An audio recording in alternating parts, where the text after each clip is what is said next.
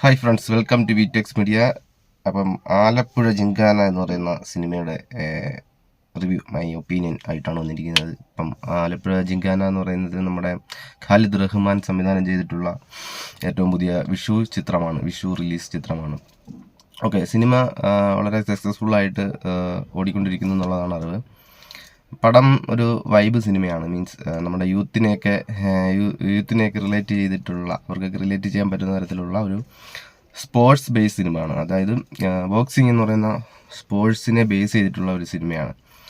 അപ്പം നമ്മൾ ഇതുവരെ കണ്ട് പരിചയമുള്ള ഒരു ടിപ്പിക്കൽ സ്പോർട്സ് സിനിമകളിൽ നിന്നും വ്യത്യസ്തമായിട്ട് എടുത്തു വെച്ചിരിക്കുന്ന സിനിമയാണ്. അതായത് സ്പോർട്സിൽ നമുക്കറിയാം, സ്പോർട്സിൽ ഒരുപാട് വൈകാരിക രംഗങ്ങൾ കടന്നു വരാറുണ്ട്. സാധാരണഗതിയിൽ ഒരു ടീമിനെതിരെ ഒരു പരാജയം അറിഞ്ഞ് തിരിച്ചവരെ തോൽപ്പിക്കുന്ന രീതിയിലുള്ള ക്ലൈമാക്സുകൾ കാര്യങ്ങളൊക്കെ നമ്മൾ മുമ്പ് കണ്ടിട്ടുള്ളതാണ്. സോ അതിൽ നിന്നും വ്യത്യസ്തമായി കുറച്ച് റിയലിസ്റ്റിക് രീതിയിൽ അപ്രോച്ച് ചെയ്തിരിക്കുന്ന ഒരു മൂവി ആയിട്ടാണ് എനിക്ക് തോന്നിയത്.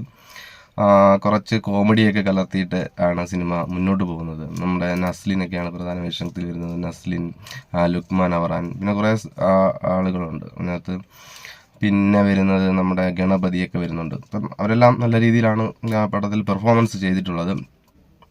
പിന്നെ എടുത്തു പറയേണ്ടതെന്ന് പറഞ്ഞാൽ ഈ സിനിമയിലെ മ്യൂസിക് വിഷ്ണു വിജയാണ് ചെയ്തിട്ടുള്ളത്. മ്യൂസിക് സൂപ്പറാണ്. പിന്നെ മറ്റൊന്ന് പറയുന്നത് ആക്ഷൻ സീക്വൻസിൽ, അതായത് ബോക്സിംഗ് സ്പോർട്സിനകത്തുള്ള ആക്ഷൻ സീക്വൻസിലൂടെ ക്യാമറയുടെ ആംഗിളും അതുപോലെ ക്യാമറയുടെ മോഷൻസ് ഒക്കെ എടുത്തു പറയേണ്ടതാണ്. നമുക്ക് തിയേറ്ററിൽ അത് നല്ലൊരു അനുഭവമാണ് തരുന്നത്. ബോക്സിംഗ് സിനിമ ആകുമ്പോൾ അറിയാമല്ലോ, അപ്പം അതിന് ഇമ്പോർട്ടൻസ് ഉണ്ട്. അപ്പോൾ അതെവിടെയെങ്കിലും പാളിപ്പോയാൽ നമുക്ക് അങ്ങനെ ഒട്ടും ആർട്ടിഫിഷ്യാലിറ്റി ഇല്ലാത്ത തരത്തിലുള്ള ആക്ഷൻ സീക്വൻസ് ആണ് ഇതിനകത്ത് വന്നിട്ടുള്ളത്.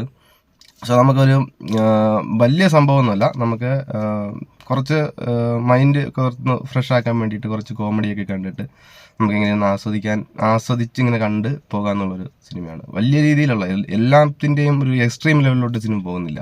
ഇമോഷൻസിൻ്റെ ഒരു എക്സ്ട്രീം ലെവലിൽ പോകുന്നില്ല. അതുപോലെ തന്നെ റിവഞ്ചിൻ്റെ ഒരു എക്സ്ട്രീം ലെവലിൽ പോകുന്നില്ല.